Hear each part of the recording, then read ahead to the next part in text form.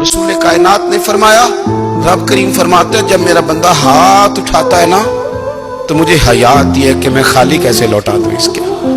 इतने बड़े बादशाह की बारगाह में, ओ भाई लोगों से इज्जतें तलाश करते हो तो वो क्या तुम्हें इज्जत देंगे? वो तो कल अच्छा कहते हैं परसों बुरा कहने लग जाते हैं। न देखो दुनिया की तरफ, दुनिया रुला देती है। न राजी करो बंदों को, बंदे थका देते हैं। न पीछे भागो, हर वक्त दुनियादारों के ये इंसान को कमजोर कर देते हैं। वो तो करीम ही बड़ा है। दो आंसू जमीन पर बाद में गिरते हैं, बंदे के गुनाह सारे पहले माफ फरमा देता है। नबी पाक अलैहिस्सलाम ने फरमाया, अपने दुख लोगों के सामने ना बयान कर दो, सेठों नवाबों को ना बताते फिरना, दुनियादारों के सामने जाके ना रोना कि मैं तकलीफ में हूं। पर मैं अगर दुनियादारों को दुख बताओगे रब तुम्हें कभी गनी नहीं करेगा। और लोग हैं कि उल्टा मजाक उड़ाएंगे।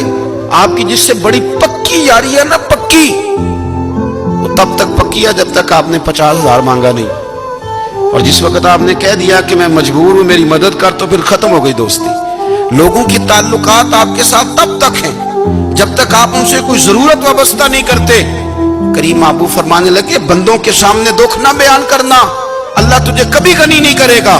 तो अपने दुख अपने रब को बता, तू दुआएं मांग, तू उसकी बारगाह में हाजिर हो, तू उसके हुजूर अर्ज कर।